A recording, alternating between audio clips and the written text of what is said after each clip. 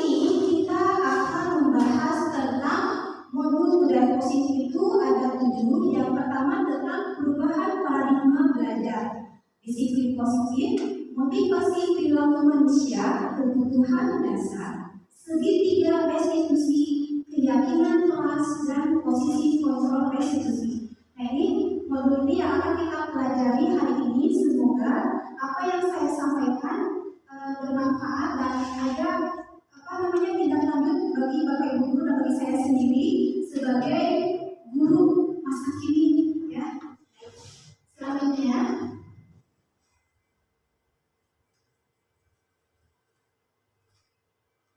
yang pertama kita akan membahas tentang perubahan paradigma. Ibu, Bapak guru pernah mendengar tidak paradigma itu apa?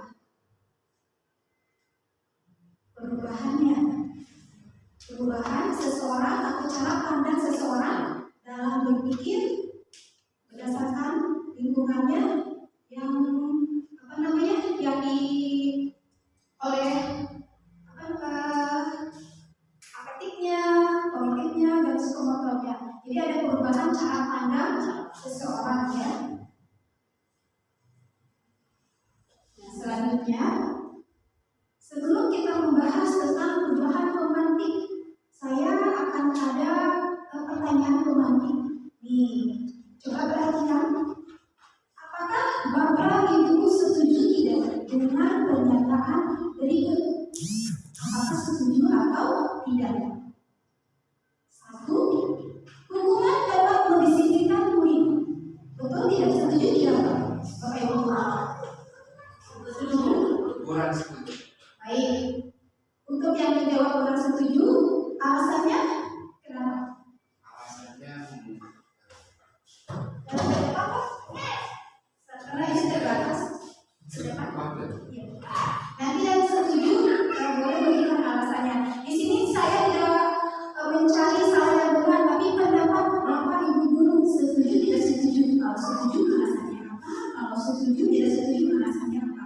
Bukan berarti kita mencari benar salah, dia kira pendapat kita. Silakan Bapak.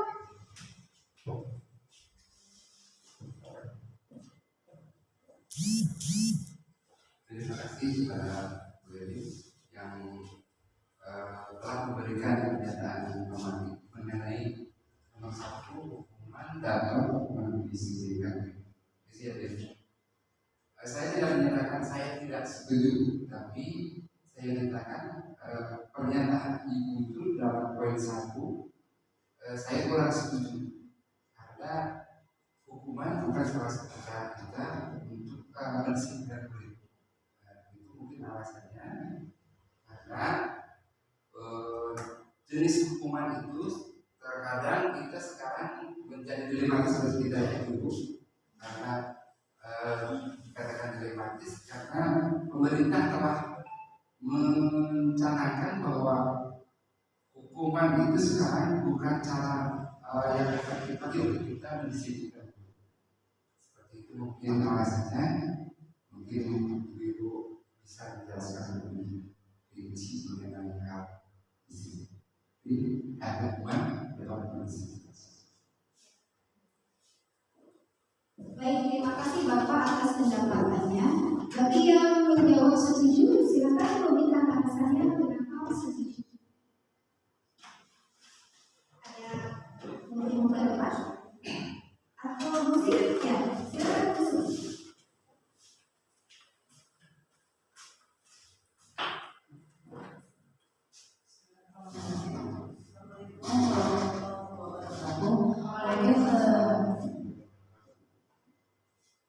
Saya akan menanggapi dari jawaban Bapak. Mungkin pendapat saya setuju tentang hukuman dapat mendisiplinkan murid itu. Mungkin di sini yang dapat ditarik adalah hukuman yang positif, bukan hukuman pada umumnya. Hukuman positif untuk peserta ini dalam bentuk yang positif itu mungkin tidak tidak menjudge ataupun membuat si anak langsung doang gitu ya. Tetapi hukuman positif yang membuat si anak itu berpikir, kenapa guru memberikan hukuman seperti itu? Apa yang membuat saya diberikan hukuman oleh guru? Jadi berpikir si anak itu, kenapa ya saya diberi hukuman seperti itu? Apa yang harus saya lakukan untuk mengantisipasi bagaimana caranya supaya guru tersebut tidak kasih hukuman yang negatif? Mungkin seperti itu tanggapan dari saya. Waalaikumsalam warahmatullahi wabarakatuh. Baik, saya ucapkan terima kasih kepada Pak Dasar dan Pak Sudi yang telah memberikan tanggapannya mengenai pertanyaan tadi. Untuk yang kedua, pemberian hukuman dengan hal positif seperti membaca atau membersihkan halaman sekolah dapat meningkatkan disiplin murid. Setuju atau tidak setuju? Menurut Bapak bagaimana? Bapak Ibu guru? Kemudian yang ketiga, memberikan penghargaan dapat meningkatkan motivasi belajar murid. Setuju atau tidak setuju? Ya. Pasti Bapak Ibu guru memiliki jawabannya masing-masing. Ada yang setuju dan tidak setuju. Mari kita samakan konsepsi kita tentang disiplin berikut ini. Mengenai nomor 2 dan 3, saya melihat dari wajah-wajah Bapak punya jawabannya sendiri, tapi susah untuk diungkapkan Pak ya. Nah, sekarang kita ungkapkan dengan bahasa.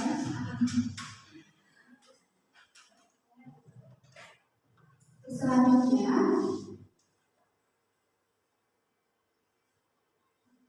perubahan paradigma. Nah, sekarang kita akan bermain mengepakkan, mengangkat, mencoba-coba buka kepala tangan. Di sini kita akan bermain Anda adalah A dan teman Anda adalah B. Berarti yang sebelah kanan Anda dan yang sebelah teman Anda B. Tugas A adalah mengepalkan salah satu tangan Anda. Nah, tugas Anda ya, Anda mengepalkan tangan salah satu tangan Anda. Bayangkan, coba yang merasa Anda di kepalkan tangannya Pak Basar. Yang sebelah dia sebagai teman, yang sebelah Anda itu B, yang B mulai dari usianya. Yang merasa Anda, ya, yang merasa tugas Anda mengembangkan salah satu paling Anda.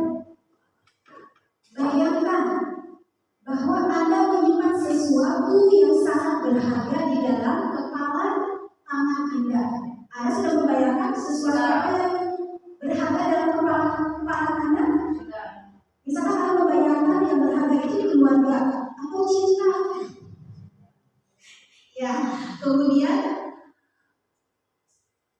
sesuatu yang sangat berharga di dalam kepala tangannya, Anda perlu menjaga benda tersebut sekuat tenaga.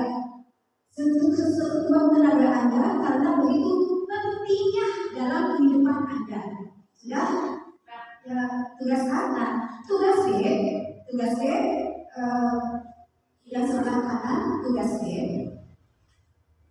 adalah mencoba dengan segala cara untuk membuka kepala tangan Anda. Tangan A, ya. B, boleh membunuh, merayu, mengancam, mengintimidasi, memarahi, menggoda, mengkritik, menyuap Anda agar Anda dapat membuka kepala tangan Anda. Siap Bu, kita praktekkan ya?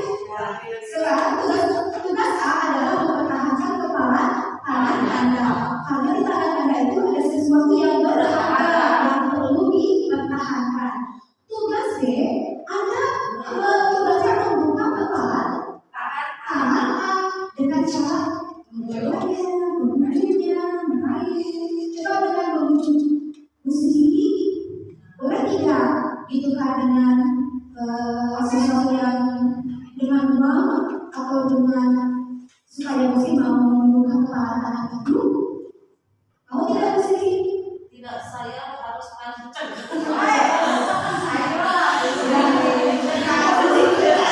Mempertahankan meskipun dengan bujukan, rayu, godaan tidak mau membuka kepala tangannya. Nah selanjutnya kita bisa secara bergantian. Kita bergantian yang menjadi tugas A, mengepakkan tangannya. Ya, sekarang teman Anda merayunya. Coba Pak Basar berusaha apakah bisa membuka kepala tangan Ibu Wiwin atau tidak? Coba Pak Basar, dengan godaan, dengan intimidasi, ancaman. Bu Wiwin, awas ya kalau tidak dibuka, mau pastikan seperti itu. Nah, itu adalah salah satu contoh perubahan paradigma. Tadi kita sedang memperagakan yang A mempertahankan kepala tangannya karena itu sebagai berharga. Yang B berusaha untuk terus membujuk, merayu dan lain sebagainya supaya A membuka kepala tangannya. Nah, kemungkinan besar itu ada yang mempertahankannya, ada juga yang membukanya. Kenapa? Karena berdasarkan kebutuhan. Bedakan kalau lagi butuh, misalkan Ibu Sri lagi butuh uang nih, digoda oleh Bu Siska karena kebutuhan, Bu Sri membuka kepala tangannya karena kebutuhan dasar itu, dia mau membuka kepala tangan itu. Beda lagi kalau misalkan Ibu Wiwin dia mempertahankan kepala tangannya itu karena sesuatu yang berharga. Nah, pertanyaannya, siapa yang bisa mengontrol seseorang? Diri sendiri, apakah orang lain bisa mengontrol? Tidak. Ya, terima kasih ya. Oke, untuk selanjutnya. Nah, tadi kita sudah melakukan kegiatan perubahan paradigma yang sudah saya jelaskan. Mungkin jawabannya ada yang membukanya, ada yang menutupnya sesuai dengan kebutuhan dasar yang orang tersebut mau penuhi. Selanjutnya, ini bagaimana seseorang bisa berubah dari paradigma stimulus respon kepada pendekatan teori kontrol. Stimulus respon, stimulus berarti rangsangan, respon reaksi.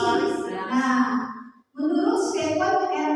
Covey mengatakan bahwa bila kita ingin membuat kemajuan perlahan, sedikit-sedikit, ubah sikap atau perilaku Anda. Iya, mulai dari sini dulu ya. Namun, bila kita ingin memperbaiki cara-cara utama kita, maka kita perlu mengubah kerangka acuan kita. Ubahlah bagaimana Anda melihat dunia, bagaimana Anda berpikir tentang manusia. Ubahlah paradigma Anda, skema pemahaman dan penjelasan aspek-aspek tertentu tentang realitas. Jadi kalau kita ingin berubah dari paradigma stimulus respon kepada pendekatan teori kontrol, ya kita harus berubah dari sini dulu ya, untuk berubah hal tersebut supaya dapat mendekati terhadap pendekatan teori kontrol yang tadi saya jelaskan. Nah, untuk selanjutnya, nah ini poin-poin yang ada di stimulus respon. Ada yaitu realitas, adanya kebutuhan kita sama, semua orang melihat hal yang sama. Kita mencoba mengubah orang agar berpandangan sama dengan kita. Perilaku buruk dilihat sebagai suatu kesalahan. Orang lain bisa mengontrol saya bisa mengontrol orang lain. Pemaksaan ada pada saat bukan gagal. Saya berpikir menang kalah. Nah, sedangkan teori kontrol itu realitas atau kebutuhan kita berbeda. Setiap orang memiliki gambaran berbeda, betul ya? Tidak semua sama. Kemungkinan besar Pak Basar dengan Bu Siska berbeda. Cara pandangnya, cara berpikirnya dan lain sebagainya. Selanjutnya, kita berusaha untuk memahami pandangan orang lain tentang dunia. Semua perilaku memiliki tujuan. Pasti ada tujuannya kenapa kita melakukan hal Terus hanya Anda yang bisa mengontrol diri Anda. Anda bisa mengontrol orang lain. Kolaborasi dan konsensus menciptakan pilihan-pilihan baru, model berpikir menang-menang. Dapat dipahami Bapak Ibu Guru? Nah, ini adalah teori kontrol dan stimulus respon. Baik, untuk selanjutnya modul 2 yaitu tentang disiplin positif. Biasanya Ibu kalau mendengar disiplin itu biasanya berkaitan dengan apa? Dengan ketaatan, kepatuhan, rumah. Nah, baik, kita akan bahas sama-sama. Nah, disiplin positif. Dalam budaya kita, makna kata disiplin itu dimaknai menjadi sesuatu yang dilakukan seseorang pada orang lain untuk mendapatkan kepatuhan. Kita cenderung menghubungkan rasa disiplin itu, kata disiplin itu dengan ketidaknyamanan. Nah, kita sebagai pendidik, tujuan kita adalah menciptakan anak-anak yang memiliki disiplin diri, sehingga mereka bisa berperilaku yang mengacu pada nilai-nilai kebajikan universal dan memiliki motivasi implisit bukan eksplisit. Nah, di sini nilai-nilai kebajikan universal itu seperti rasa tanggung jawab, kemudian ketaatan dan lain sebagainya. Kemudian muncul itu harus berdasarkan dari motivasi implisit dalam dirinya sendiri. Dia mau melakukan disiplin diri itu karena dalam dirinya sendiri, bukan dari pihak orang lain. Dia mau mendisiplinkan diri. Kemudian disiplin positif itu merupakan salah satu cara penerapan disiplin yang bertujuan untuk menumbuhkan kesadaran serta memberdayakan anak untuk melakukan sesuatu tanpa sogokan, ancaman maupun hukuman. Nah, di sini kita ketahui bahwa untuk mendisiplinkan anak itu tidak perlu dengan ancaman karena paksaan atau karena apapun, tetapi mau mendisiplinkan diri dengan kesadarannya sendiri tanpa ada pihak orang lain untuk menyadarkannya supaya berdisiplin positif.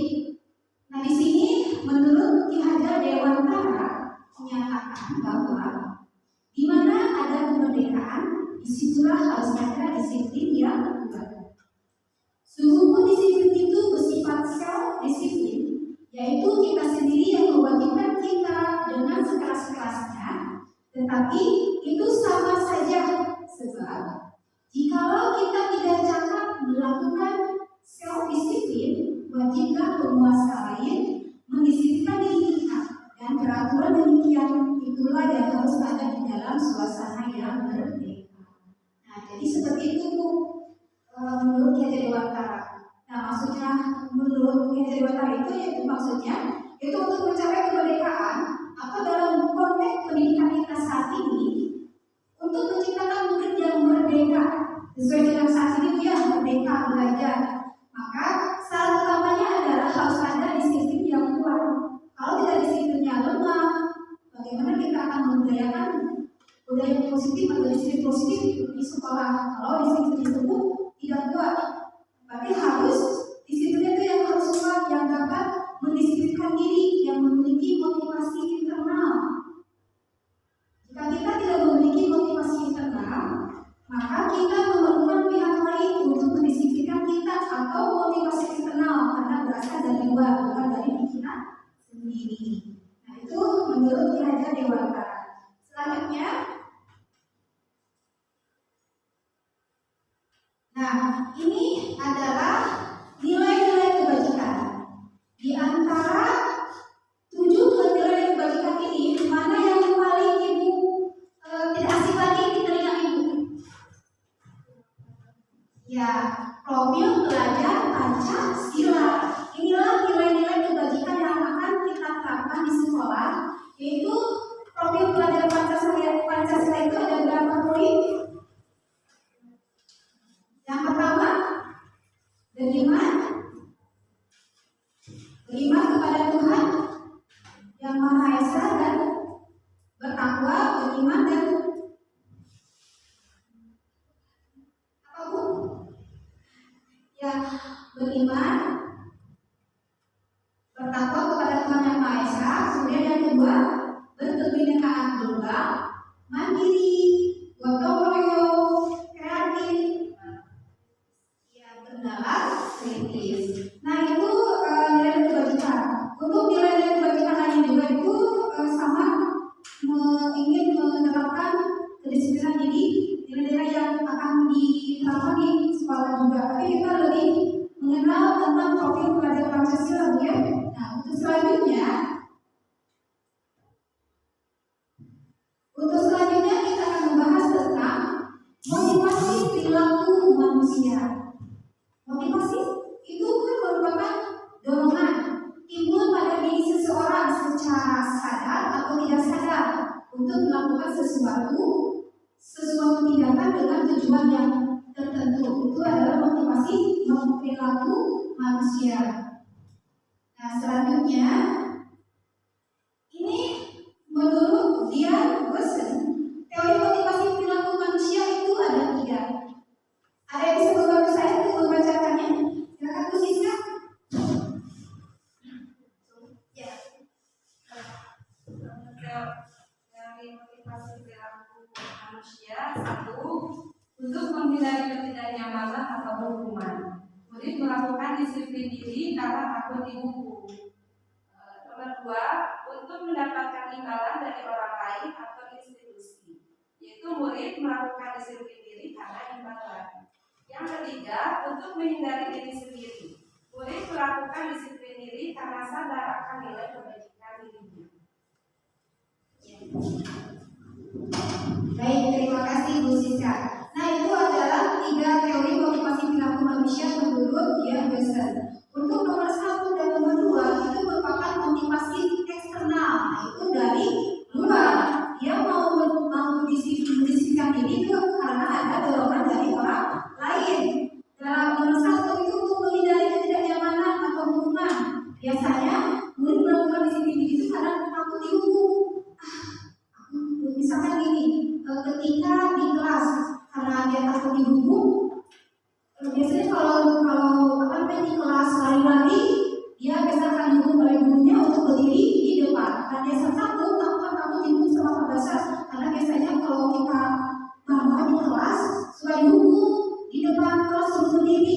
Nah itu karena dia itu bukan kesadaran sendiri, tapi karena takut dihukum. Itu termasuk adalah motivasi eksternal karena ada dari luar. Yang nomor 2 juga seperti itu, untuk mendapatkan imbalan dari orang lain. Nah, murid melakukan disiplin diri karena imbalan. Biasanya, misalkan murid kalau dia bisa mengerjakan soal nilainya 100, akan diberikan hadiah. Misalnya dia hadiah permen oleh guru. Nah, karena dia mau mendapatkan hadiah itu, dia itu melakukannya itu karena imbalan tersebut, bukan karena dirinya sendiri, karena permennya itu, karena imbalannya itu. Kemudian yang nomor 3 itu untuk menghindari diri sendiri, yaitu murid melakukan disiplin diri karena sadar akan nilai kebajikan dirinya. Nah ini adalah motivasi internal yang bertujuan untuk disiplin positif. Jadi dia menyadari dia melakukannya itu karena dirinya sendiri, karena kesadarannya sendiri, tanpa ada imbalan apapun dari yang dia harapkan, atau ada rasa takut atau ingin imbalan, tapi tidak mengharapkan itu, melainkan atas kesadaran sendiri dia melakukan tersebut. Untuk selanjutnya, nah, yuk kita berdiskusi Bu. Di sini, bila di sekolah Anda, ini saya contohkan posisinya sebagai guru. Bila di sekolah Anda tidak ada peraturan yang mengharuskan guru datang tepat waktu dan tidak ada surat teguran bagi guru yang datang terlambat dan tidak ada atasan yang memuji Anda, apakah Anda akan datang tepat waktu untuk mengajar murid-murid Anda? Coba jelaskan alasan Anda. Nah di sini maksudnya di sekolah tidak ada, kepala sekolahnya itu tidak menegur, kemudian tidak ada aturan dan tidak memuji. Mau Anda datang terlambat, Anda datang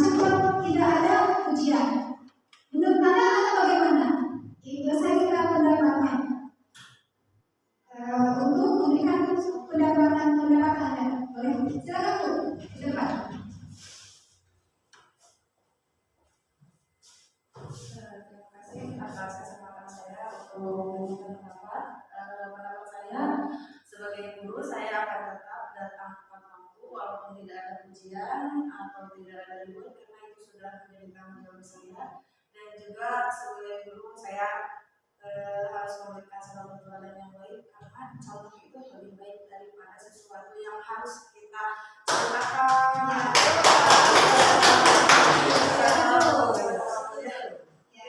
Ya. Baik, terima kasih Ibu atas pendapatnya. Betul sekali Ibu ya. Meskipun tidak ada teguran, tidak ada aturan yang tersurat, tidak ada ujian, kita tetap melakukan dengan ikhlas karena itu sudah kewajiban kita untuk melaksanakan tugas dan fungsi kita sebagai guru. Kita tetap datang tepat waktu, dan itu adalah guru teladan, guru yang patut yang bertanggung jawab akan tugasnya seperti itu, yang profesional juga. Nah itu Bapak Ibu dari satu pembahasan membedakan, dan itu adalah motivasi dari mana? Eksternal atau dari internal? Nah internal, itu akan menuju disiplin positif seperti itu. Harus ada kesadaran diri, itu kuncinya. Baik, itu selanjutnya. Nah, sekarang kita akan membahas tentang hukuman, penghargaan, konsekuensi, dan restitusi. Dari keempat hal ini, ada yang merasa asing atau sudah mengenal? Mungkin restitusi. Oh, restitusi. Baik, restitusi itu sesuatu pemecahan masalah. Nanti kita akan bahas di bahasan ya solusi. Nanti akan kita bahas lebih dijelaskan tentang restitusi. Nah, di sini untuk konsep disiplin itu dengan identitas gagal. Kita mau mendisiplinkan siswa, tapi identitasnya gagal, yaitu dengan hukuman dan penghargaan. Nah, ini adalah identitas gagal. Kita mendisiplinkan kalau dengan hukuman dan penghargaan. Kenapa? Karena hukuman itu biasanya menyakitkan. Betul tidak, Bu? Anak-anak datang terlambat, kemudian dihukum, disuruh keliling lapangan sebelum keliling. Gimana rasanya, Bu? Pasti sakit, menyakitkan itu. Anak kasihan, kemudian tidak nyaman. Kita kadang-kadang sudah masalah, Bu ya. Mengenai anak-anak, iya seperti itu. Kemudian korban dapat pelajaran, atau tidak? Sekarang kalau kita sedikit cubit atau sedikit beberapa, kadang-kadang orang tuanya ikutan ini melaporkan kita dia kekerasan di sekolah. Jadi kita sebaliknya ya kalau kita menghukum, apalagi saat ini sedikit lapor. Padahal kita lihatnya untuk berdisiplin ya, tapi kan kalau yang kita berdisiplin berbeda lagi pandangannya. Pak, saya jadi korban, jadi bisa dilaporkan ke polisi. Terus kan ada pernah terjadi kasus seperti itu, Bapak Ibu ya. Nah, jadi hukuman itu tidak identitas gagal, tidak bagus untuk diterapkan. Kemudian murid akan tersakiti. Betul ya? Kalau kita suruh keliling, jangan merasa capek, kasihan. Kemudian murid belajar menyembunyikan kesalahan. Nah, karena dia takut dihukum, dia itu bersalah, tapi dia itu tidak mengaku. Karena dia takut dihukum, jadi dia menyembunyikan kesalahan itu jempol lagi kan. Kita kan kadang-kadang siapa nih yang mau buang sampah di kelas? Jempolnya anak-anak tidak mau yang mengakuinya, karena dia takut dihukum. Nah, itu hukum itu seperti itu. Murid belajar menyembunyikan kesalahan, kemudian murid menjadi merasa bersalah dan rendah hati. Biasanya si anak itu akan merasa bersalah. Kemudian aku udah gitu, jadi rendah hati, jadi malu sama temannya karena telah melakukan hukuman. Kemudian penghargaan juga itu termasuk disiplin dengan identitas gagal. Kenapa? Karena tidak efektif, merusak hubungan, mengurangi ketepatan, menurunkan kualitas, menurunkan kreativitas, menghukum bagi mereka yang tidak mendapatkan penghargaan. Jadi pada intinya, jika kita melakukan dengan penghargaan itu termasuk disiplin gagal. Karena anak-anak itu mau disiplin itu karena orang lain, ada imbalannya. Jadi mengharapkan sesuatu bukan sebenarnya. Iya, termasuk motivasi eksternal karena ada sesuatu yang dia harapkan. Jadi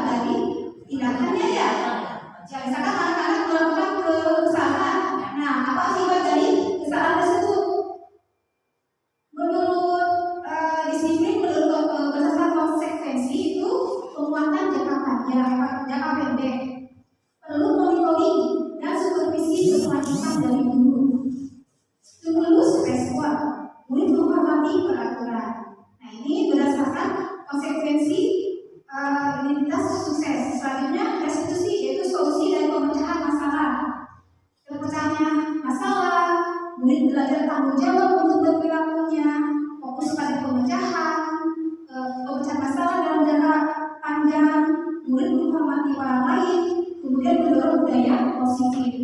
Selanjutnya, kehilangan 10 menit jam istirahat, konsekuensi. Kita cek 100, betul, konsekuensi. Lanjut, duduk di bangku di pinggir lapangan pada jam istirahat tidak diizinkan bermain oleh guru tiket. Umur apa konsekuensi? Bingung. Kalau kita jawab hubungan konsekuensi hubungan karena kita cek salah. Konsekuensi. Oke, lanjut hubungan konsekuensi.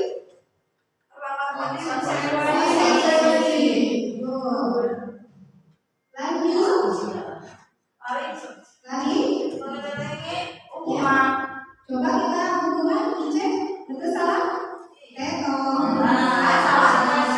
Konsekuensi. Oke, untuk selanjutnya tentang kebutuhan dasar manusia. Nih, 5 dasar kebutuhan manusia. Yang pertama bertahan hidup, kewirausahaan. Disimpan aja. 5 dasar kebutuhan manusia itu ada 5, ada bertahan hidup, penguasaan, kasih sayang dan rasa diterima, kebebasan dan kesenangan. Nah, biasanya yang berkaitan dengan bertahan hidup itu berkaitan dengan apa? Fisiologi, kebutuhan fisiologi dan biologis. Biasanya fisiologi itu berkaitan dengan sandang, pangan, papan. Kalau biologis, kebutuhan reproduksi. Lanjut. Penguasaan, yaitu kebutuhan kemampuan akan kemampuannya. Dia itu punya kelebihan, dia ini diakui bahwa dia itu pintar, dia itu ada kemampuan. Kemudian penguasaan, kasih sayang dan rasa diterima, itu kebutuhan untuk menjaga hubungan, koneksi sosial, memberi dan menerima kasih sayang, serta merasa menjadi bagian dari kelompok. Kebebasan itu kebutuhan akan pilihan, karena setiap manusia mempunyai pilihan, bebas tidak ada paksaan, bebas untuk memilih sesuai dengan pilihannya. Misalkan musisi karena pilihannya sudah A, ya A gitu.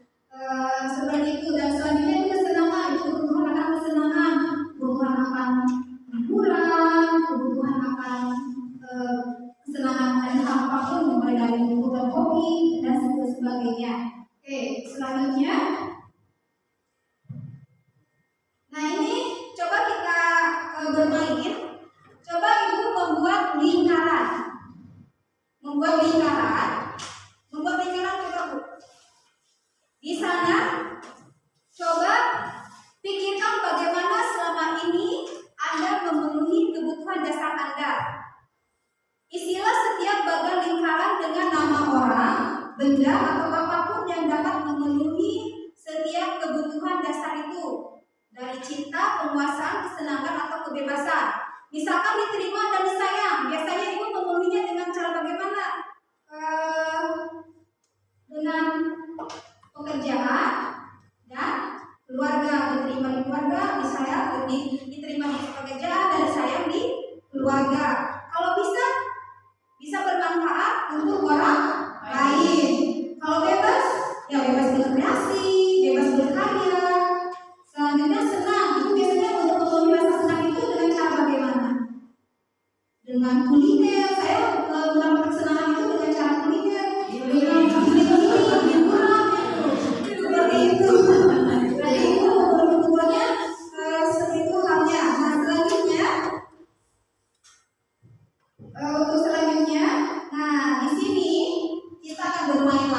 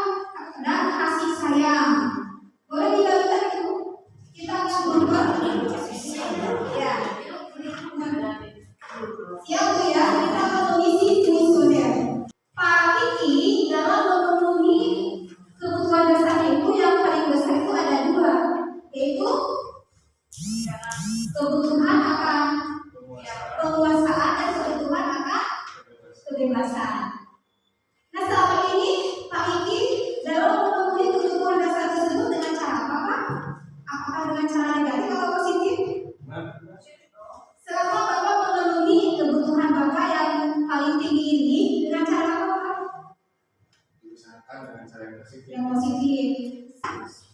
Kita lanjutkan.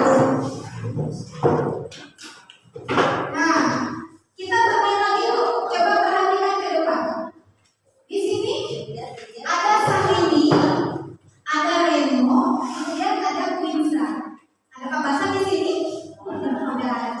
Baik, untuk nomor 1 di sini sebutkan kebutuhan apa yang bisa dipenuhi oleh anak-anak ini, yaitu Sahrini, Remo, dan Quinza. Coba saya minta salah satu Bapak Ibu guru ke depan untuk membacakannya. Coba saya minta bantuan kepada Pak Riki untuk membacakan soal nomor 1 dan jawabannya. Atau kita jawab sama-sama atau bagaimana kesepakatannya? Boleh jawab sama. Ya, jawab sama-sama dengan hitungan 1, 2, 3 ya. Jadi kita pakai kira jawaban Anda. Silakan Pak Riki. Gimana ini? Ya. Langsung jawab aja. Pertanyaan nomor 1. Siap. Ibu guru kata Sahrini, ibu guru bilang aku tidak boleh bersenandung sewaktu mengerjakan tugas. Katanya semangat, tidak ada suara, kan nggak seru jadinya. Kira-kira kemudian A, kebebasan, B, cinta dan kasih sayang, C, kesenangan, atau D, penguasaan. Ya. Baik, terima kasih Pak Kiki yang sudah menemani saya untuk membacakannya. Nah, kira-kira Sahrini ini telah kebutuhan apa yang berusaha dipenuhi oleh Sahrini ini? Apakah A, kebebasan, C, cinta dan kasih sayang, kemudian C, kesenangan, C, penguasaan? Kita jawab sama-sama dengan hitungan 1, 2, 3 ya. Siap Bu ya? Jawab langsung. Sudah ada jawabannya? Sudah. Oke. 1, 2, 3. Kebebasan. Ya, jawabannya bervariasi ya. Bapak Ibu guru sudah berarti Bapak Ibu guru sudah paham kebutuhan apa yang sedang dipenuhi oleh murid tersebut. Hampir semuanya hampir jawabannya 100 semua. Oke, lanjut ya. Lanjut. Nah, sekarang posisi kontrol restitusi. Di sini kita akan belajar tentang 5 posisi kontrol restitusi. Diskusikan dengan teman Anda. Tisa dan Hana dipanggil masuk ke ruangan Ibu Dewi.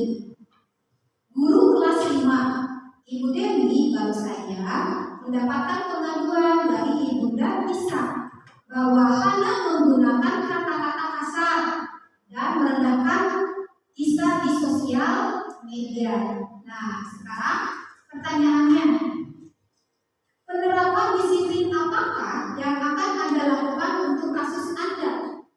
Mengapa? Coba kita diskusikan ya. Jadi Tisa ini dan Hana itu dipanggil ke ruangan Ibu Dewi, guru kelas 5, karena Ibu Dewi mendapatkan laporan bahwa Tisa itu menggunakan kata kasar di media sosial. Nah, kira-kira kalau kita berada di posisi Ibu Dewi, kira-kira kita akan menerapkan disiplin apa kepada kasus Hana ini? Mengapa? Ada pendapatnya? Kira-kira bagaimana kita mendisiplinkannya? Dengan cara bagaimana? Biasanya kita kalau melakukan ada anak yang berlangga dan suka berkata kasar, kita tindakannya seperti apa? Dengan cara bagaimana? Dengan cara? Ya, nasihatinya. Dengan cara kita melakukan pendekatan, kita mengkomunikasikannya, permasalahannya apa, kemudian ya kita sama-sama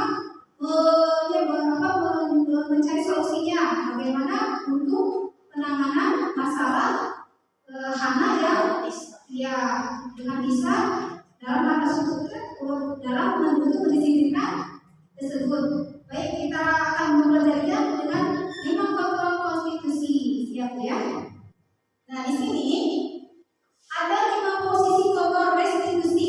Yang pertama adalah penghukum, membuat rasa bersalah, teman, pemantau, manajer. Sekarang pertanyaannya, selama ini Ibu berada di posisi mana? Apakah sebagai penghukum, atau sebagai teman, atau sebagai pemantau, membuat rasa bersalah, atau manajer?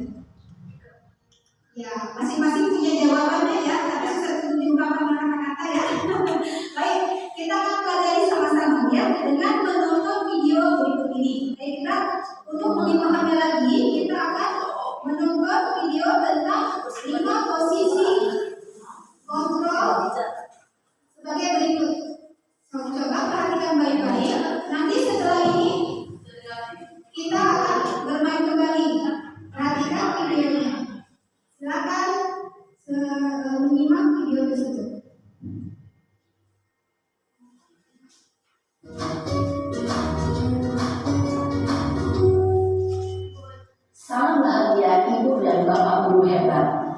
Dalam penerapan disiplin positif restitusi, salah satu program yang dikembangkan adalah 5 posisi kontrol. 5 posisi kontrol dalam restitusi adalah proses perjalanan seorang pendidik agar dapat mengenali dirinya. Pada video kali ini, kita akan membahas tentang 5 posisi kontrol yang dikembangkan oleh Diane Dawson dan contoh penerapannya.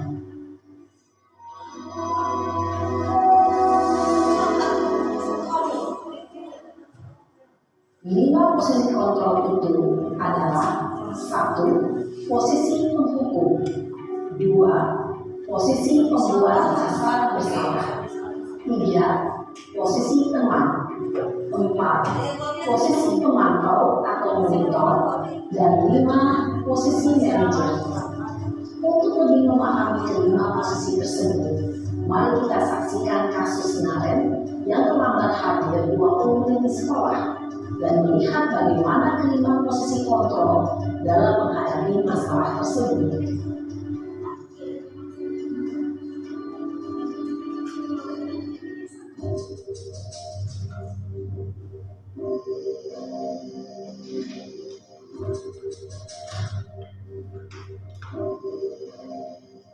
Naren, sini kamu. Selalu terlambat. Kamu deh, pasti terlambat. Maaf Bu, saya Apa? Apa coba? Alasan kamu apa lagi? Kapan sih kamu tidak terlambat? Malas sekali ya kamu jadi anak. saya Dasar pemalas. Gak kapok-kapok sih kamu. Sudah berapa kali terlambat? Sana, kamu keliling lapangan basket 2 kali. kenapa saya harus keliling lapangan basket Bu? Kenapa? Kamu melawan ibu. Berani-beraninya jawab. Sudah terlambat, masih berani jawab pula. Sekarang, keliling lapangan basket 5 kali sekalian. Biar kapok. Cepat. Pergi sana ke lapangan basket.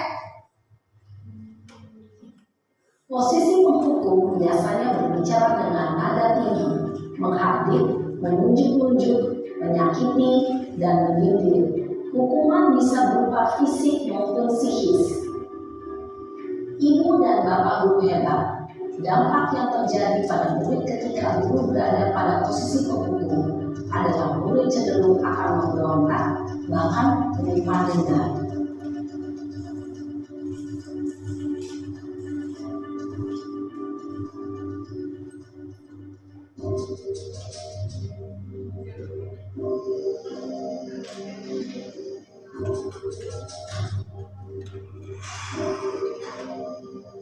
Naren,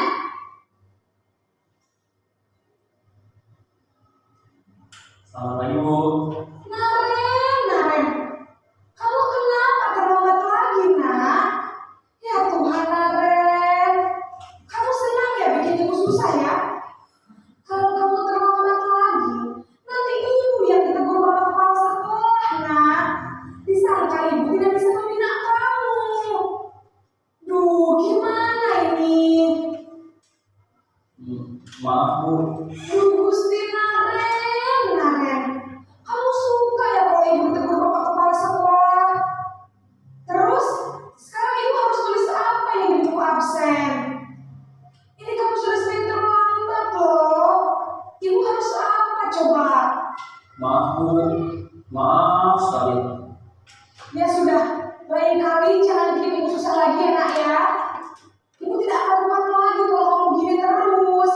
Bisa jantungan kalau ibu tegur bapak kepala sekolah. Sana cepat ke kelas. Maaf ya Bu, maaf sekali. Posisi membuat rasa bersalah berbicara dengan nada tenang, cenderung lembut, namun kata-kata yang diutarakan membuat murid merasa menjadi orang yang gagal, memandang buruk dirinya sendiri, merasa tidak berharga, dan tidak sanggup membahagiakan orang lain. Ketika guru mengambil posisi membuat rasa bersalah, murid akan menganggap dirinya yang bersalah dan ia akan menyimpan emosi negatif tersebut di dalam dirinya.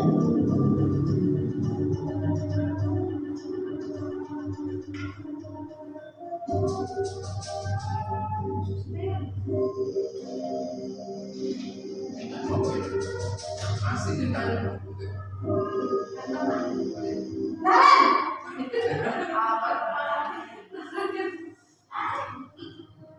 Selamat pagi Bu. Wah, sudah jam berapa ini nak? Terlambat lagi ya saya. Iya Bu, habis ibu saya belum membangunkan saya Bu. Kamu malah menyalahkan ibu kamu. Kamu bukannya anak paling kencang. Kok terlambat sih? Iya Bu, saya memang terlambat bangun tadi. Jadi biarpun saya lari kencang, tetap gak kencang Bu. Ya sudah sana. Nanti lain kali larinya lebih kencang lagi ya. Biar gak terlambat lagi. Bikin seneng ibu. Demi ibu. Bisa kan? Bisa lah Bu. Ya sudah sana masuk kelas. Ibu beresin urusan absen kamu. Kamu ini ada-ada saja. Dalam posisi teman, guru berbicara dengan nada suara ramah, akrab, cenderung bersenda gurau untuk menjaga suasana tetap santai. Murid akan merasa senang, aman, dan akrab dengan guru. Identitas yang tercipta adalah identitas sukses atau berhasil. Namun, perlu diingat, karena ini masih dorongan eksternal, maka ada faktor ketergantungan dari murid kepada orang tertentu. Di sini guru absennya, sehingga di lain waktu murid bisa berperilaku baik, namun hanya kepada orang-orang tertentu saja.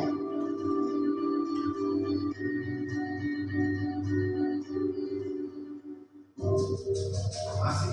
Amin.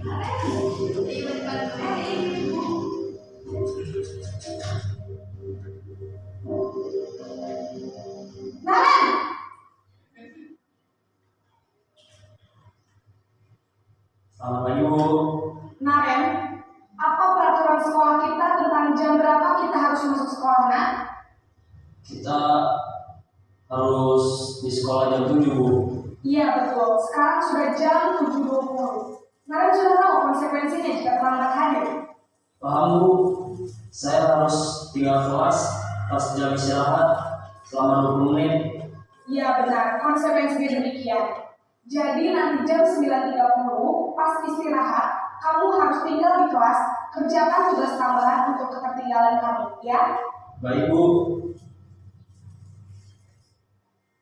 Posisi pemantau mengandalkan penghitungan atau data untuk mengontrol murid. Guru mengarahkan murid berdasarkan peraturan dan konsekuensi. Seorang pemantau menunjukkan bahasa tubuh dan ekspresi wajah yang datar dan cenderung formal.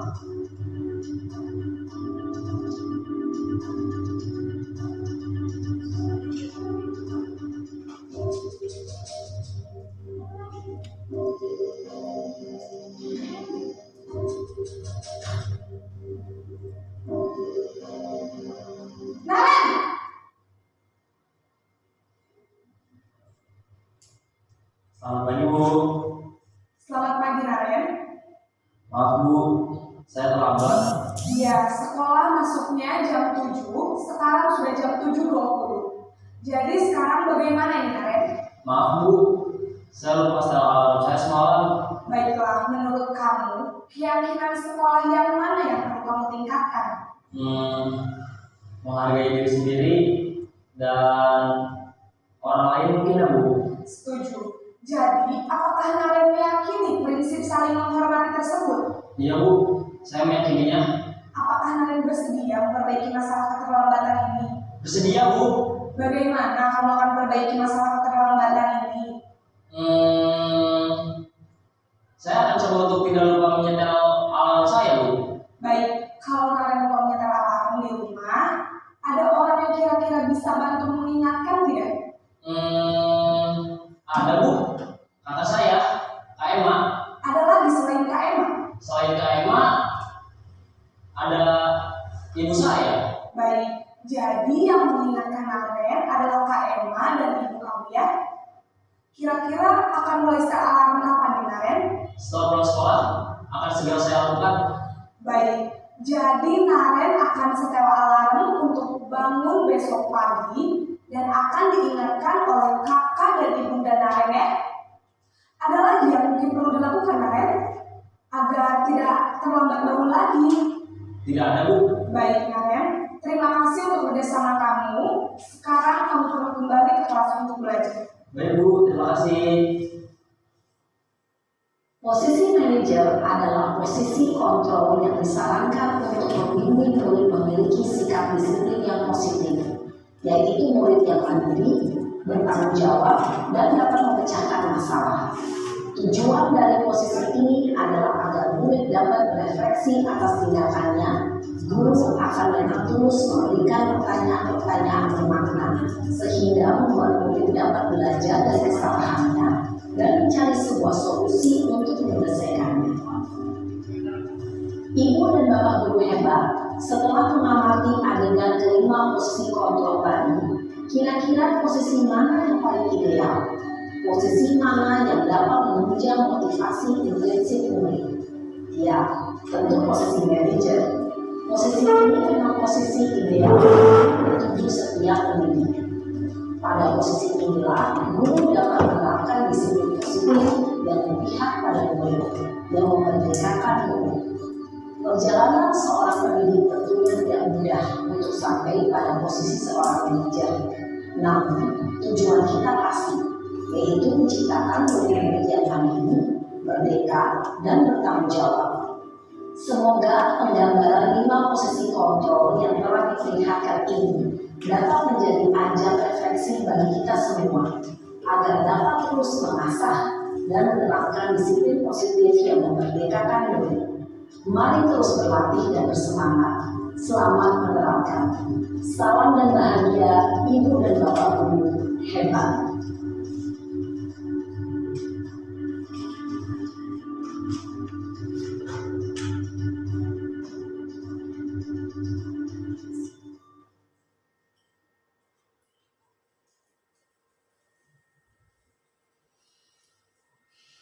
Nah, tadi Bapak sudah menyimak mengenai 5 kontrol posisi.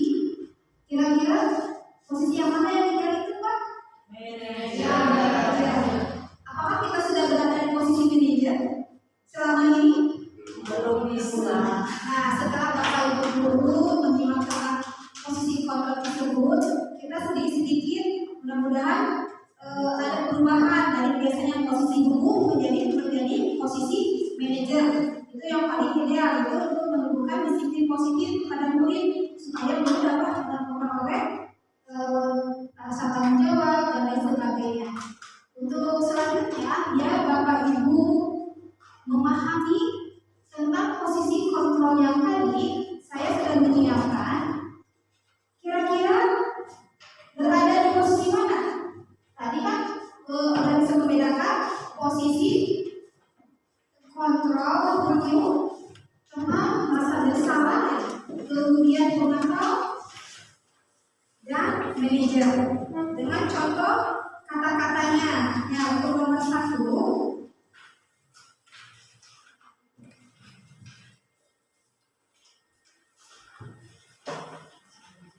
kita akan di sini coba Ibu Bapak, coba silakan Anda melakukan kegiatan di bawah ini secara mandiri berdasarkan pemahaman Anda setelah menyimak video tadi. Pada tabel berikut ini istilah kolom siapa yang mengatakan dengan posisi kontrol, yaitu pembuku, teman, merasa bersalah, pemantau atau manajer berdasarkan pernyataan atau kalimat berikut ini. Coba saya beri kesempatan untuk Bapak Ibu guru untuk mengisinya. Kira-kira berada di posisi mana sesuai dengan kalimat atau pernyataannya.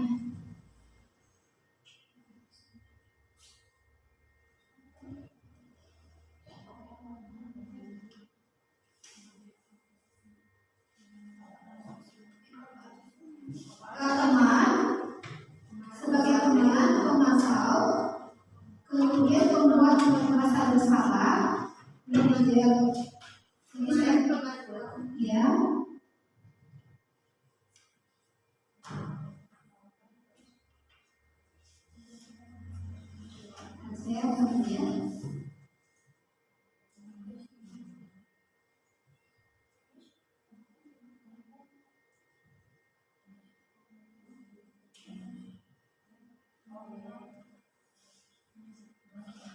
Ada berapa poin? 1, 2, 3, 4, 5, 6, 7, 8, 9, 10. Ada 10 poin. Coba ibu isi kira-kira berada di posisi mana berdasarkan kalimat atau pernyataan tersebut.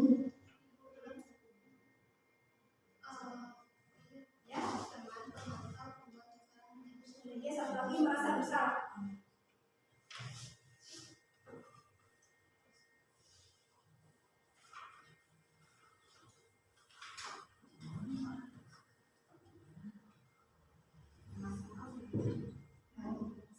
Saya kecewa sekali dengan kamu. Sudah selesai?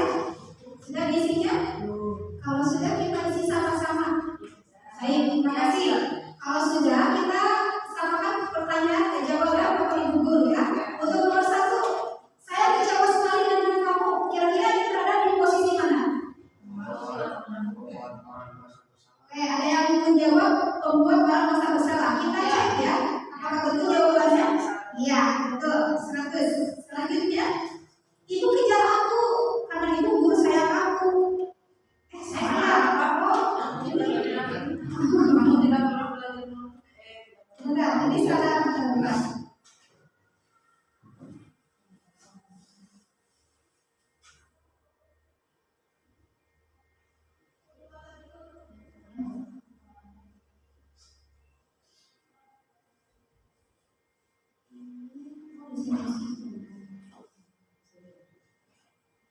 Oke, kita sama-sama aja. Yang nomor 1, saya kecewa sekali dengan kamu. Ini pasti sudah pasti ya. Penghukum kalau ini ya. Penghukum. Nomor 2, kamu tidak pernah benar melakukannya.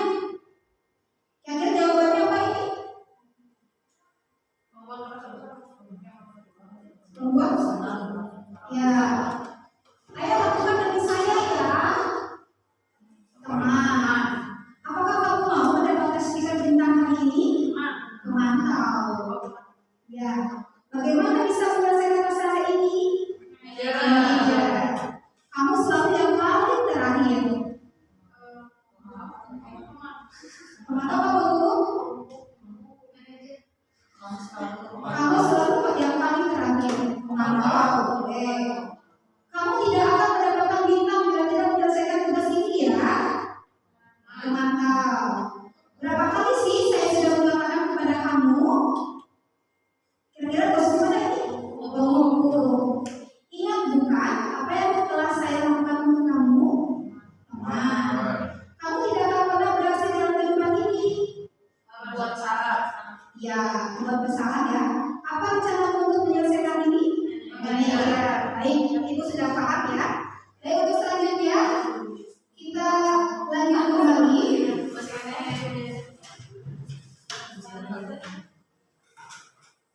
Tadi Ibu sudah memahami 5 posisi kontrol. Ada 5 posisi ya.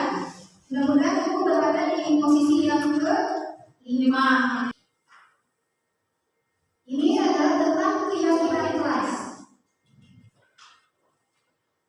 Sebagai ketua pengantinnya, mengapa keyakinan kelas? Mengapa tidak peraturan kelas? Mengapa kita memiliki peraturan tentang penggunaan calon pada saat mengendarai kendaraan roda 2? Kenapa Bu? Kalau kita mengendarai motor harus menggunakan helm. Untuk apa? Ya, untuk keselamatan. Kemudian yang kedua, mengapa kita memiliki peraturan tentang penggunaan masker dan mencuci tangan setiap saat? Untuk apa ini? Ya, untuk kesehatan. Nah, keselamatan, kesehatan itu merupakan keyakinan. Saya akan jelaskan lagi berikutnya. Nah, berdasarkan ilustrasi di atas bahwa nilai-nilai keselamatan dan kesehatan inilah yang kita sebut sebagai suatu keyakinan, yaitu nilai-nilai kebajikan universal yang disepakati secara istilah dan tersurat. Jadi anak-anak akan merasa tergerak dan semangat untuk menjalankan keyakinannya bahwa murid perlu mendengarkan dan memahami arti sesungguhnya tentang peraturan-peraturan yang diberikan. Apa nilai-nilai kebajikan dibalik peraturan tersebut? Kemudian selanjutnya, nah dalam pembentukan keyakinan kelas itu keyakinan kelas itu lebih Kemudian pernyataan-pernyataan universal dibuat dalam bentuk pernyataan yang dibuat dalam bentuk positif. Kemudian jangan terlalu banyak supaya sudah dipahami dan diingat. Selanjutnya diterapkan di lingkungan tersebut.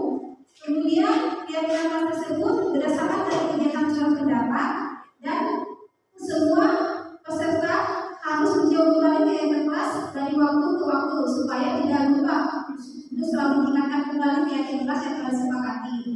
Nah, selanjutnya ini adalah contoh keyakinan kelas.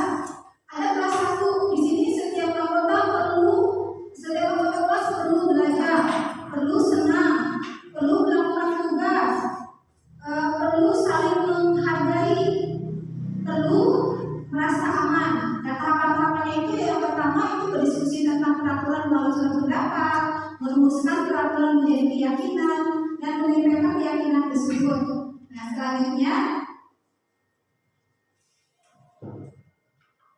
itu tadi kita sudah bahas cara membuat keyakinan kelas. Untuk selanjutnya, ini adalah modul terakhir tentang segitiga restitusi. Baik, kita bahas sama-sama ya Bu.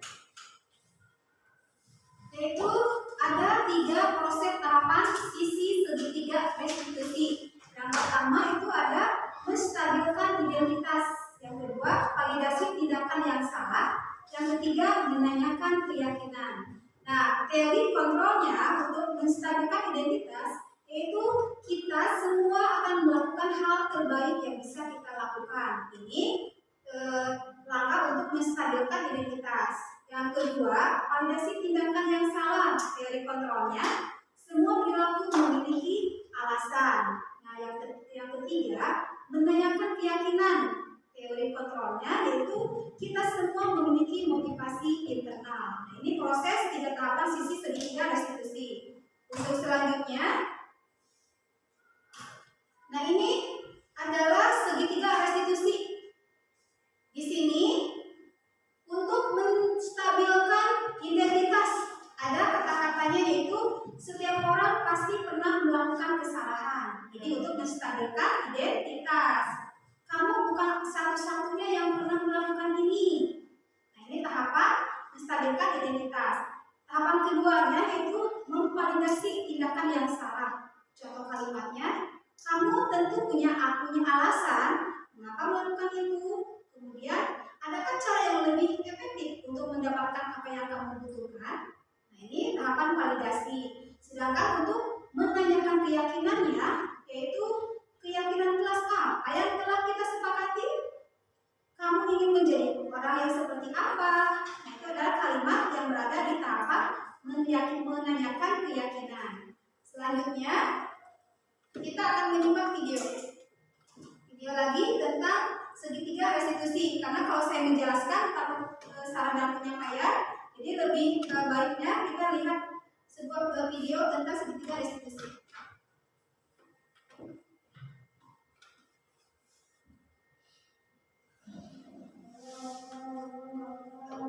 Mohon perhatiannya, simak baik-baik tentang penerapan segitiga restitusi.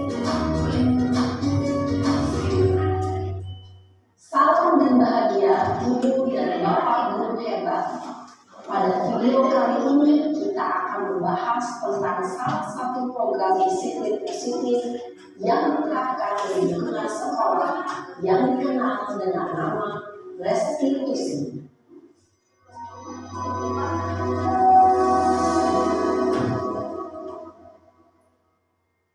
Restitusi dikembangkan oleh pakar pendidikan Diane Gosling berlandaskan pada teori kontrol Dr. William Blaser. Segitiga restitusi adalah suatu proses dialog yang dijalankan oleh guru atau orang tua agar dapat menghasilkan murid yang mandiri dan bertanggung jawab. Pada saat guru di posisi manajer, aspek yang dikembangkan pada murid adalah motivasi intrinsik, sehingga penanaman nilai-nilai kebajikan dapat tumbuh dan berkembang menjadi suatu kebiasaan positif yang akhirnya membentuk karakter murid.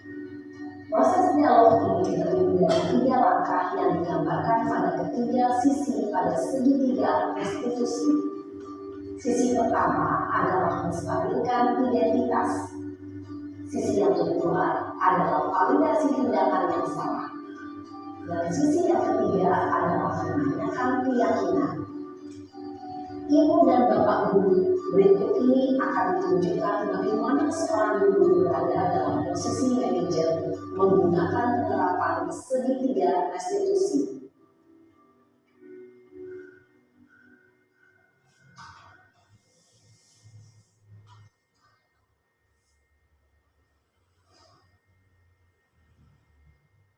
Siang Sarah. Siang Pak.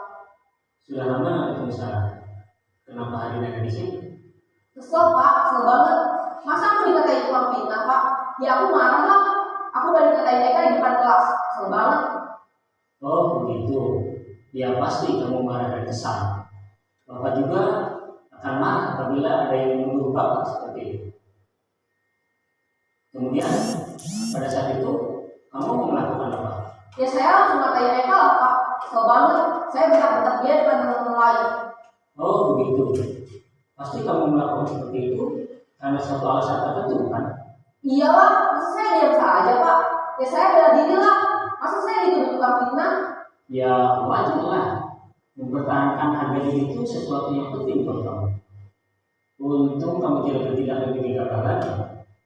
Hanya membentak-bentak. Iya Pak. Untung saya masih bersabar dan hanya membentak saja. Sudah gemes padahal.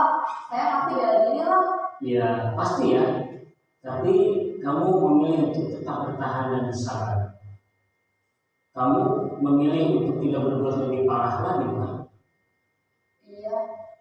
Nah, sekarang coba kita lihat lagi tindakan kamu yang bentak-bentak Eka di kelas. Tindakan kamu itu kira-kira sesuai dengan keyakinan kelas atau prinsip kamu tidak? Enggak lah Pak. Capek Pak jadi pemarah.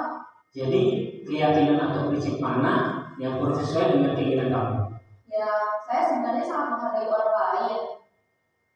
Mungkin saat itu saya menjadi emosi. Jadi tidak menunjukkan sikap itu.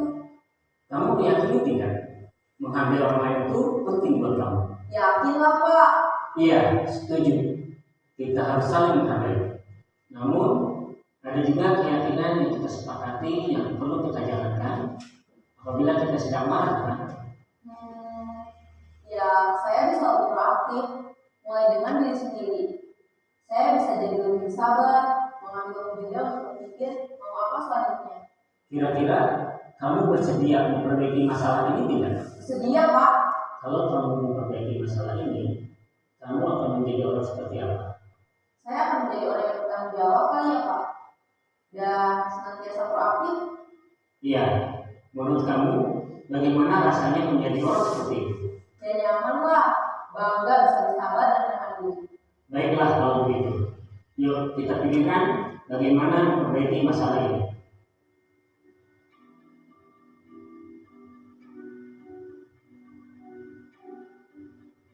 Ibu dan Bapak Guru hebat. Baru saja kita menyaksikan contoh bagaimana seorang guru berada dalam posisi manajer menggunakan penerapan segitiga restitusi. Mari kita bahas satu persatu. Pada sisi pertama, menstabilkan identitas berdasarkan pada prinsip bahwa membuat kesalahan adalah bagian dari proses pembelajaran.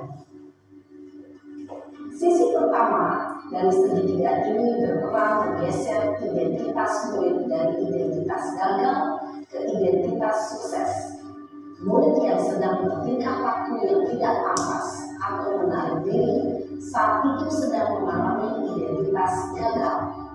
Bila kita memilikinya, maka posisinya tidak akan berubah. Kita bisa mengajukan pernyataan-pernyataan ini.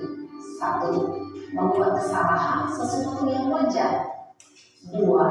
Manusia tidak ada yang sempurna. 3. Kita bisa memperbaiki masalah ini.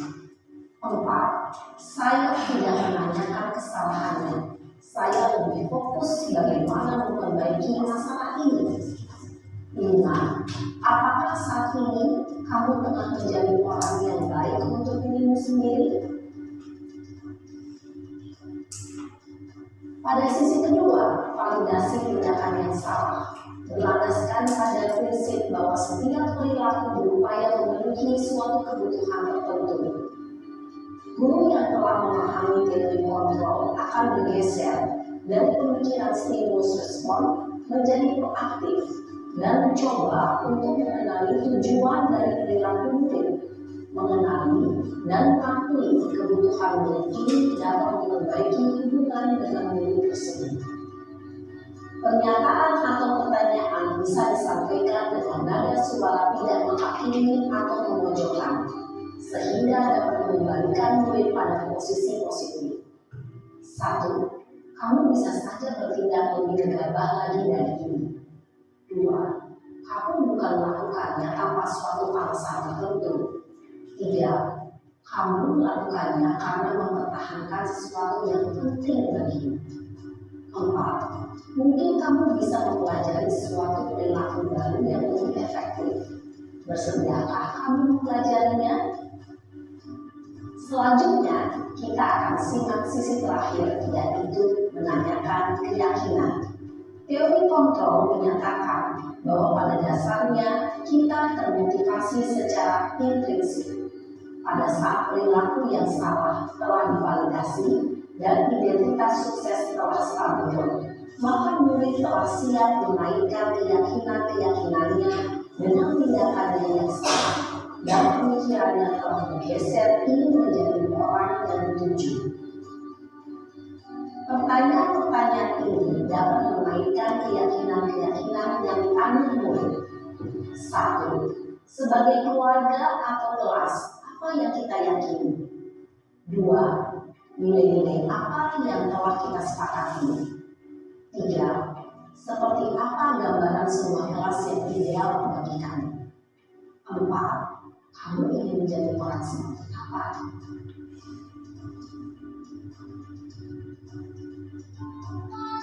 Dalam menerapkan segitiga restitusi, perlu diperhatikan beberapa hal, yaitu 1.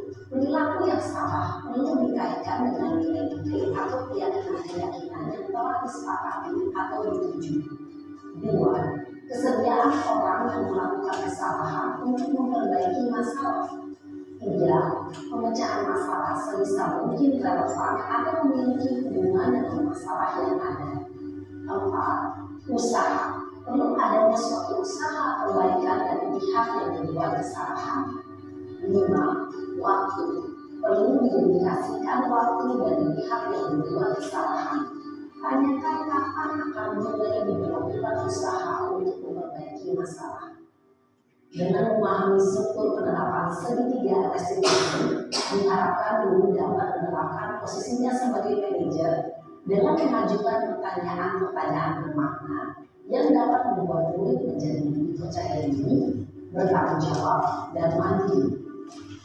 Nah, ibu bapak guru perlu tidaknya mengikuti ketiga tahapan dalam segitiga restitusi bergantung pada ringan beratnya suatu permasalahan.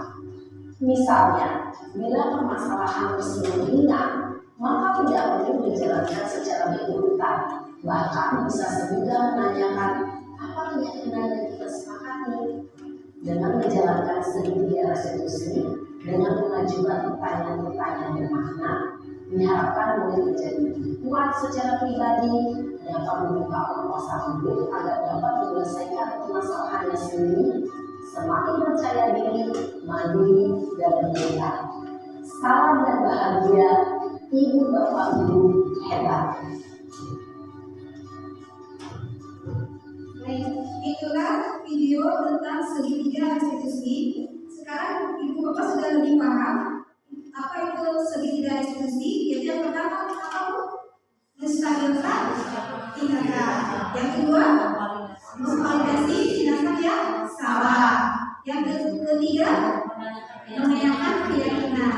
Nah, jika ibu ada permasalahan di kelas ataupun di sekolah, ibu dapat menerapkan dengan segitiga restitusi. Jadi yang pertama, dengan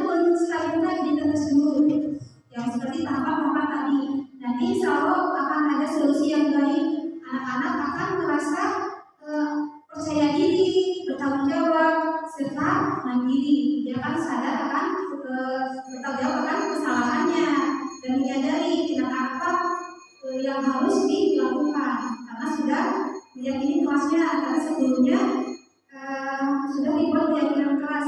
Nah, sebelumnya saya akan memberikan oleh-oleh buat ibu. Ada tugas kelompok. Nanti bapak ibu berkelompok sesuai dengan SD-nya masing-masing. Di sini saya melampirkan tugas kelompoknya. Di sini ada sebuah kasus. Kira-kira kasus ini berada sesuai dengan pertanyaannya. Ini mengenai tentang 5 posisi kontrol dan 3 institusi yang tadi kita bahas. Nah, di sini jika ibu mengalami kesulitan, saya sudah sertakan keterangan tentang apa itu segitiga restitusi serta 5 posisi kontrol. Ibu baru mempelajarinya terlebih dahulu. Kalau sudah mempelajarinya, nanti bapak ibu guru baru dapat menganalisis kasus yang saya tugaskan tugas kelompok. Nanti saya kalau sudah selesai, kalau menemukan kembali. Alhamdulillah, materi hari ini sudah selesai. Semoga apa yang disampaikan dapat bermanfaat dan saya ucapkan terima kasih atas kerjasamanya, atas partisipasinya. Semoga kegiatan hari ini bermanfaat untuk kita semua. Oke, saya berikan kembali kepada moderator.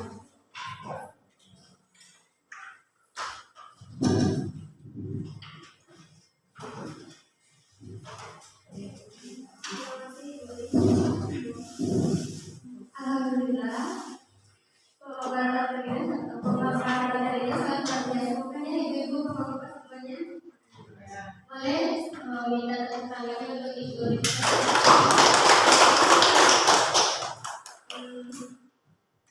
Terima kasih kepada Ibu Sakina yang baik Ibu Jogja yang memaparkan materinya dengan sangat luar biasa. Bagaimana Bapak Ibu semuanya? Apakah masih semangat untuk dilanjutkan acara selanjutnya? Semangat ya? Semangat. Oke, baik Bapak Ibu guru semuanya. Untuk acara selanjutnya yaitu masuk ke sesi tanya jawab. Boleh kalau ada Bapak Ibu guru yang mau menanyakan materi yang tadi disampaikan, saya buka untuk 3 pertanyaan dulu. 3 pertanyaan boleh dikatakan.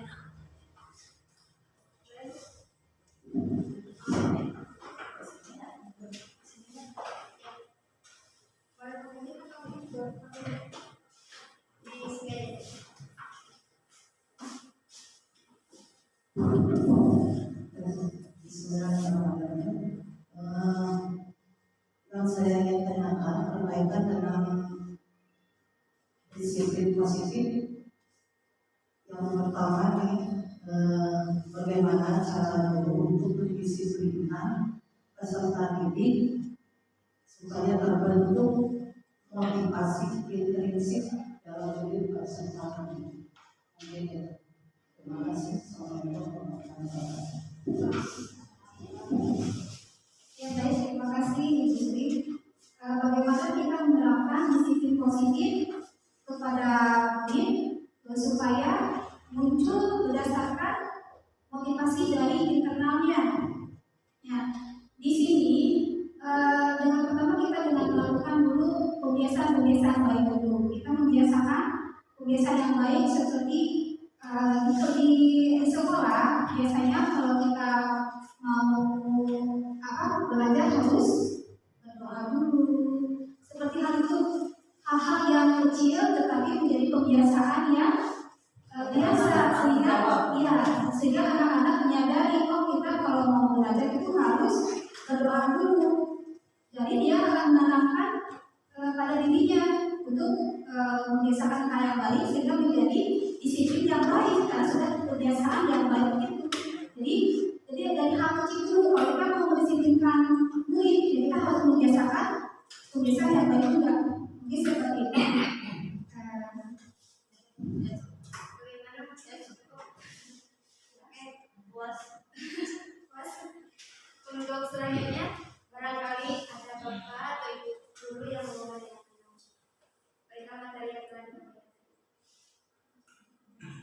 Atau cukup jelas? Mau berapa lagi? Sudah cukup. Oh, sudah. Ya. Baik, terima kasih. Tadi Bu Sri sudah mewakili ya, kalau memang nanti ada masih hal yang perlu ditanyakan karena waktunya terbatas, nanti bisa ditindaklanjuti boleh bertanya langsung kepada saya melalui Jabi atau dengan cara apapun bisa untuk lebih meyakini lagi, untuk lebih memahami lagi, nanti kita bisa sharing lagi. Baik, saya terima kasih kepada Bu Moderator yang memberikan acara ini.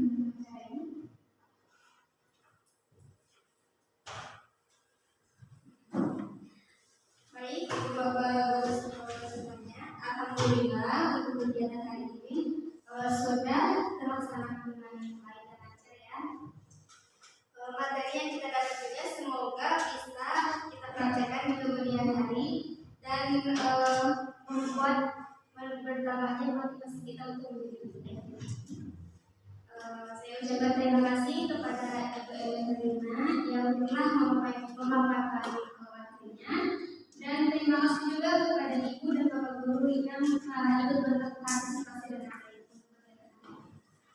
Mungkin Bapak Ibu semuanya, alhamdulillah acara hari ini sudah selesai kita laksanakan. Semoga Bapak dan Ibu semuanya bisa mengambil ilmu juga pengetahuan dari acara hari ini dan juga bisa dipraktekkan di kegiatan kita untuk selanjutnya. Oke. Untuk mengakhiri acara kali ini, mari kita akhiri dengan bacaan